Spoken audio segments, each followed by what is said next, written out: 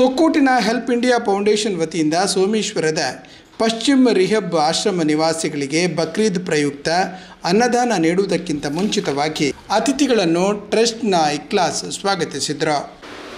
ಎಲ್ಲರಿಗೂ ಈದ್ ಉಲ್ ಅಜಾ ಹಬ್ಬದ ಶುಭಾಶಯಗಳು. ಪರಮ ದಯಾಮಯನು ಕರುಣಾನಿಧಿಯು ನಮ್ಮೆಲ್ಲರ ಪರಿಪಾಲಕನೂ ಆದ ನಮ್ಮೆಲ್ಲರ ಸೃಷ್ಟಿಕರ್ತನ ನಾಮದಿಂದ ಆರಂಭಿಸುತ್ತಿದ್ದೇನೆ. ಹೆಲ್ಪ್ ಇಂಡಿಯಾ ಫೌಂಡೇಶನ್ ಒಂದು ಸಮಾಜಮುಖಿ ಸಂಸ್ಥೆಯಾಗಿದ್ದು ಇದು ಹಲವು ಸಮಾಜಮುಖಿ ಕಾರ್ಯಗಳನ್ನು ನೆರವೇರಿಸುತ್ತಾ ಬಂದಿದೆ. ನಿರ್ಗತಿಕರ ಅನಾಥರಿಗೆ ವಸತಿ ವ್ಯವಸ್ಥೆಯನ್ನು ಕಲ್ಪಿಸುವ ಹಾಗೂ ಬರಗಾಲದ ಸಮಯದಲ್ಲಿ ನೀರು ಪೂರೈಸುವ ಹಾಗೂ ಕೋವಿಡ್ ಸಂದರ್ಭದಲ್ಲಿ ಅನೇಕ ವೈದ್ಯಕೀಯ ಚಿಕಿತ್ಸೆಗೋಸ್ಕರ ಸ್ಪಂದಿಸುತ್ತಾ ಬಂದಿದೆ. ತೊಕ್ಕೋಟು ಮಸ್ಜಿದುಲ್ ಹುದಾ ಇದರ ಖತೀಬರು ಆದಂತಹ ನಮ್ಮ ಗುರುಗಳು ಜನಾಬ್ ಮೊಹಮ್ಮದ್ ಕುಂಜಿಯವರು ನಮ್ಮೊಂದಿಗಿದ್ದಾರೆ. ಇವರನ್ನು ಬಹಳ ಆತ್ಮೀಯವಾಗಿ ಈ ಒಂದು ಕಾರ್ಯಕ್ರಮಕ್ಕೆ ನಾನು ಸ್ವಾಗತಿಸುತ್ತಿದ್ದೇನೆ. ಅದೇ ರೀತಿ ಉಚ್ಚ ನ್ಯಾಯಾಲಯದ ನ್ಯಾಯವಾದಿ ಅಂತಂದ ಶ್ರೀಯುತ ರಾಜೇಶ್ ರವರು ನಮ್ಮೊಂದಿಗಿದ್ದಾರೆ. ಅವರನ್ನು ನಾನು ಹೃತ್ಪೂರ್ವಕವಾಗಿ ಈ ಒಂದು ಕಾರ್ಯಕ್ರಮಕ್ಕೆ ಸ್ವಾಗತಿಸುತ್ತಿದ್ದೇನೆ. ಅದೇ ರೀತಿ ಪಶ್ಚಿಮ ರಿಹ್ಯಾಬ್ ಸೆಂಟರ್ನ ಸ್ಥಾಪಕರು ಆದಂತಹ ರೋಹಿತ್ ಸ್ಯಾಂಕ್ಟಿಸ್ ರವರು ನಮ್ಮೊಂದಿಗಿದ್ದಾರೆ. ಇವರನ್ನು ಕೂಡ ನಾನು ಬಹಳ ಆತ್ಮೀಯವಾಗಿ ಈ ಒಂದು ಕಾರ್ಯಕ್ರಮಕ್ಕೆ ಸ್ವಾಗತಿಸುತ್ತಿದ್ದೇನೆ. ಮುಖ್ಯ ಅತಿಥಿಗಳಾಗಿದ್ದ ಶಾಂತಿ ಪ್ರಕಾಶನದ ವ್ಯವಸ್ಥಾಪಕರಾದ ಮೊಹಮ್ಮದ್ ಕುಂಜಿ, ಹೈಕೋರ್ಟ್ ನ್ಯಾಯವಾದಿ KSN ರಾಜೇಶ್, ಉಳ್ಳಾಲ ವೃತ್ತ ನಿರೀಕ್ಷಕರಾದ HN ಬಾಲಕೃಷ್ಣ ಮುಂತಾದವರು ಮಾತನಾಡಿದರು. ನಾವು ಪಾಲಿಸಿಕೊಂಡು ಬಂದಿರುವ ಎಲ್ಲರ ಹಬ್ಬಗಳಲ್ಲಿ ಎಲ್ಲರೂ ಸಂಭ್ರಮಿಸುವುದು. ಮುಸ್ಲಿಮರ ಹಬ್ಬಗಳಲ್ಲಿ ಮುಸ್ಲಿಮರು ಮಾತ್ರ ಅಲ್ಲ, ಇಡೀ ಸಮಾಜ ಸಂತೋಷ ಪಡುವುದು. ಅದೇ ರೀತಿ ಹಿಂದೂಗಳ ಹಬ್ಬ ಬಂದಾಗ ಹಿಂದೂಗಳು ಮಾತ್ರ ಅಲ್ಲ, ಮುಸ್ಲಿಮರು, ಕ್ರೈಸ್ತರು ಎಲ್ಲರೂ ಸಂಭ್ರಮಿಸುವುದು, ಸಂತೋಷ ಪಡುವುದು. ಇದು ಬಹಳ ಶತಶತಮಾನಗಳಿಂದ ನಾವು ಬಹಳ ನಿಷ್ಠೆಯಿಂದ ಪಾಲಿಸಿಕೊಂಡು ಬಂದಿರುವಂತಹ ಒಂದು ಸಂಸ್ಕಾರ ನಮ್ಮದು. ಆದರೆ ಈಗ ಬೇರೆ ಬೇರೆ ಕಾರಣಗಳಿಗಾಗಿ ಇಂಥ ಸಂಪ್ರದಾಯಗಳೆಲ್ಲ ಸ್ವಲ್ಪ ದುರ್ಬಲ ಆಗ್ತಾ ಇದೆ. ಹಬ್ಬ ಆಚರಿಸಬೇಕಾದರೆ ಪೊಲೀಸ್ ಸ್ಟೇಷನ್ಗೆ ಹೋಗಿ ಮನವಿ ಕೊಡಬೇಕಾದ ಪರಿಸ್ಥಿತಿ ಎಲ್ಲ ಇದೆ ನಮ್ಮಲ್ಲಿ ಈಗ ಸದ್ಯಕ್ಕೆ. ಶಾಂತಿಯನ್ನು ನೀವು ಕಾಪಾಡಿಕೊಳ್ಬೇಕು ಹೇಗಾದರೂ ಮಾಡಿ ಅಂತ ಪಾಪ ಪೊಲೀಸರಿಗೂ ಟೆನ್ಷನ್ ಕೊಡುವ, ಪೊಲೀಸ್ ಇಲಾಖೆಗೆ ತಲೆಬಿಸಿಯನ್ನುಂಟು ಮಾಡುವ ಹಬ್ಬಗಳಾಗಿ ಪರಿವರ್ತನೆ ಆಗಿದೆ ಈಗ. ಇದೆಲ್ಲ ನಾವೇ ಮಾಡಿಕೊಂಡದ್ದು, ಬೇರೆ ಯಾರೋ ಮಾಡಿದ್ದಲ್ಲ, ನಾವೇ ಹಾಗೆ ಹಾಳು ಮಾಡಿದ್ದೇವೆ. ಅದನ್ನು ಸರಿಪಡಿಸಬೇಕಾದವರು ನಾವೇ, ಬೇರೆ ಯಾರೋ ಬರುವುದಿಲ್ಲ ಸರಿ ಮಾಡಲಿಕ್ಕೆ. ಆದ್ದರಿಂದ ನಮ್ಮ ಕಲ್ಚರ್ ಏನಿದೆ, ನಮ್ಮ ಸಂಸ್ಕಾರ ಏನಿದೆ, ಎಲ್ಲರ ಹಬ್ಬಗಳಲ್ಲಿ ಎಲ್ಲರೂ ಸಂಭ್ರಮಿಸುವ ಒಂದು ವಾತಾವರಣವನ್ನು ನಾವು ಖಂಡಿತ ಮತ್ತೆ ಬೆಳೆಸಬೇಕಾಗಿದೆ. ಅದಕ್ಕಾಗಿ ಇಂತಹ ಕೂಟಗಳೆಲ್ಲ ತುಂಬ ನಡೀಬೇಕಾದ ಅಗತ್ಯ ಇದೆ. ಧರ್ಮ ಅಂದರೆ ಧರ್ಮ, ಹಬ್ಬ ಇದೆಲ್ಲ ದೇವರನ್ನು ಉದ್ಧಾರ ಮಾಡುವುದಕ್ಕೆ ಇರುವುದಲ್ಲ. ಇದೆಲ್ಲ ಮನುಷ್ಯರನ್ನು ಪ್ರೀತಿಸುವುದಕ್ಕೆ, ಮನುಷ್ಯರ ಜೊತೆ ಬೆರೆಯುವುದಕ್ಕೆ, ಮನುಷ್ಯರನ್ನು ಗೌರವಿಸುವುದಕ್ಕೆ. ಧರ್ಮಗಳು, ಆಧ್ಯಾತ್ಮಿಕತೆ, ಧಾರ್ಮಿಕ ಸಂದೇಶಗಳು, ಹಬ್ಬಗಳು ಇದೆಲ್ಲ ಇರುವುದು ಮನುಷ್ಯರ ಒಳಿತಿಗಾಗಿ. ಈ ಜಗತ್ತಿಗೆ ಧಾರಾಳ ದಾರ್ಶನಿಕರೆಲ್ಲ ಬಂದಿದ್ದಾರೆ, ಜಗತ್ತಿಗೆ ಧಾರಾಳ ಪ್ರವಾದಿಗಳು ಬಂದರು, ಧಾರಾಳ ಋಷಿಮುನಿಗಳು, ಸಾಧು ಸಂತರು, ಧಾರಾಳ ಶ್ರೇಷ್ಠ ವ್ಯಕ್ತಿತ್ವಗಳೆಲ್ಲ ಬಂದಿದ್ದಾರೆ. ಅವರೆಲ್ಲ ಬಂದು ಈ ಜಗತ್ತಿನಲ್ಲಿ ನೀವು ಹೇಗೆ ದೇವರನ್ನು ಕಾಪಾಡಬೇಕು ಅಂತ ಕಲಿಸಿಕೊಟ್ಟದ್ದಲ್ಲ. ದೇವರನ್ನು ನಾವು ಕಾಪಾಡಿಕೊಳ್ಬೇಕಾದ ಅಗತ್ಯವೂ ಇಲ್ಲ. ನಾವು ನಂಬಿದ್ರು ನಂಬದಿದ್ರು ದೇವರು ದೇವರೇ.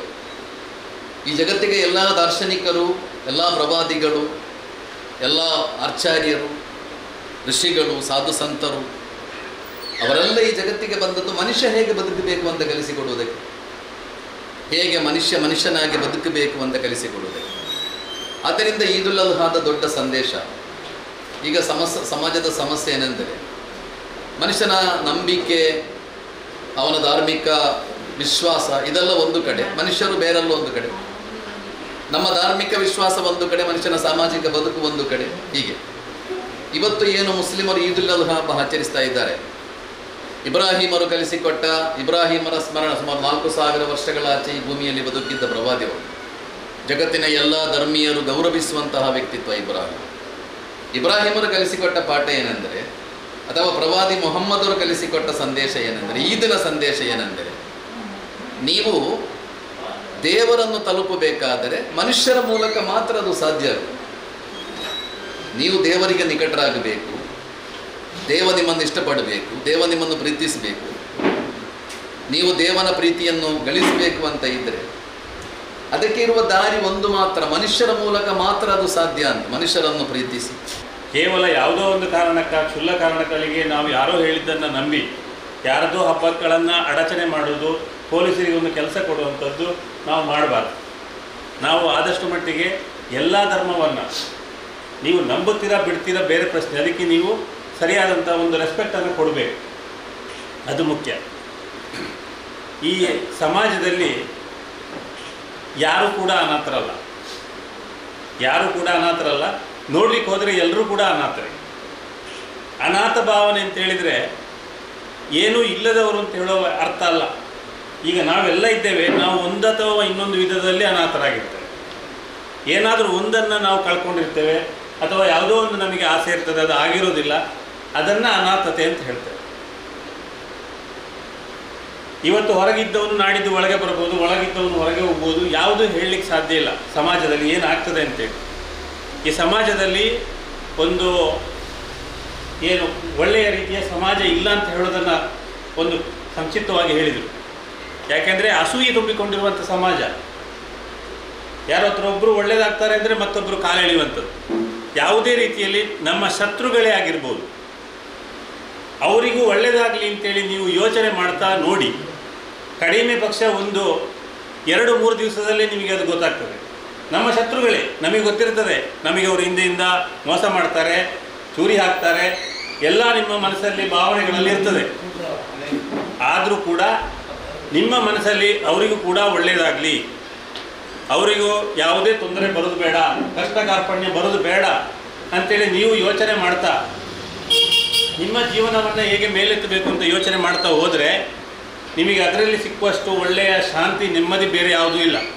ಪಶ್ಚಿಮ ರಿಹಬ್ನ ಸ್ಥಾಪಕರಾದ ರೋಹಿತ್ ಸ್ಯಾಂಟಿಸ್ ಹೆಲ್ಪ್ ಇಂಡಿಯಾಕ್ಕೆ ಕೃತಜ್ಞತೆ ಸಲ್ಲಿಸಿ ಮಾತನಾಡಿದರು. ನನಗೆಲ್ಲ ನೆನಪಿದೆ, ಆದರೆ ನಾನು ಯಾಕೆ ಮಾಡ್ತೇನೆ ಅಂತ ನನಗೆ ಗೊತ್ತಾಗ್ತಿರಲಿಲ್ಲ. ನೋಡಿ, ಇದು ಒಂದು ರೀತಿಯ ಮಾನಸಿಕ ತೊಂದರೆ. ಅವರಿಗೆ ಮಾಡ್ತಾ ಇದ್ದೇವೆ, ಯಾಕೆ ಮಾಡ್ತೇವೆ ಅಂತ ಗೊತ್ತಾಗೋದಿಲ್ಲ. ಬೊಬ್ಬೆ ಹಾಕಬೇಕು ಅಂತ ಅನ್ನಿಸ್ತದೆ ಅವರ ಮನಸ್ಸಿಗೆ, ನಾನೀಗ ಬೊಬ್ಬೆ ಹಾಕಬೇಕು, ಏನೋ ಮೆದುಳಲ್ಲಿ ಏನೋ ಒಂದು ರೀತಿ ಆಗ್ತದೆ ಅಂತ ಹೇಳುವಂಥದ್ದು ಅವರು.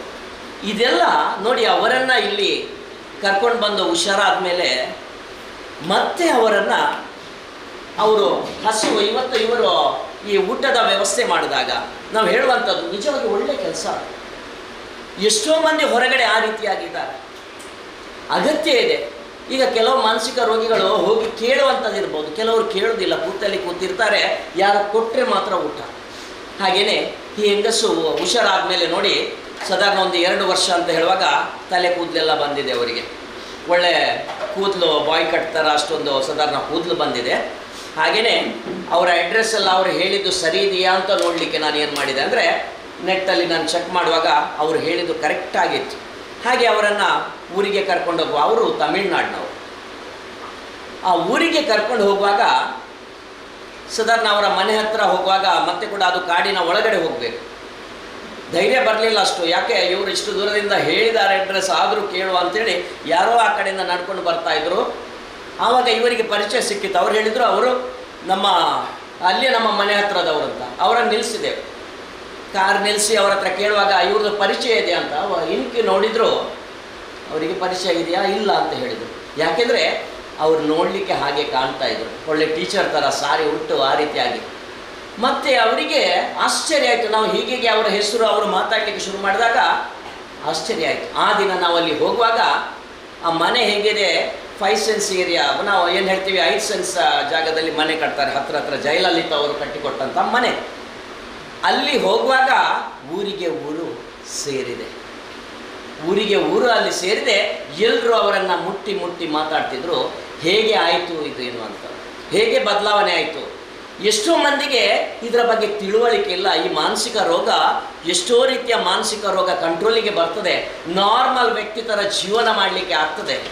ಹಾಗೆಯೇ ಅವರಿಗೆ ಇಲ್ಲಿಂದ ಹೋಗುವಾಗ ಮೆಡಿಸಿನ್ ಕೂಡ ಕೊಟ್ಟು ಅವರಿಗೆ ಎಷ್ಟೋ ದಿನ ಅದು ಮೆಡಿಸಿನ್ ಜೊತೆಗೆ ಅಲ್ಲಿ ಆ ಹಾಸ್ಪಿಟಲ್ದು ಅಡ್ರೆಸ್ ಎಲ್ಲ ಕೊಟ್ಟು ನಾವು ಬಂದೆವು. ನಾನು ಯಾಕೆ ಹೇಳ್ತಾ ಇದ್ದೇನೆಂದರೆ ಈ ಸಂದರ್ಭದಲ್ಲಿ ನಾವು ಆಗಲೇ ಸರ್ ಮಾತಾಡುವಾಗ ಕೂಡ ಹೇಳಿದರು, ನಾವು ಏನು ಈ ಕೆಲಸವನ್ನು, ಯಾಕೆಂದರೆ ಇನ್ನೊಬ್ಬರನ್ನು ಪ್ರೀತಿಸುವಂಥ ಕೆಲಸ ನಾವು ಮಾಡಿದರೆ ಅದು ತುಂಬಾ ಅಗತ್ಯ ಇದೆ. ಹೆಲ್ಪ್ ಇಂಡಿಯಾ ಸ್ಥಾಪಕರಾದ ರಾಜಿ ಕುಳ್ಳಾಲ್ ಉಪಸ್ಥಿತರಿದ್ದರು. ನಂತರ ಆಹಾರದ ಪೊಟ್ಟಣಗಳನ್ನು ವಿತರಿಸಲಾಯಿತು.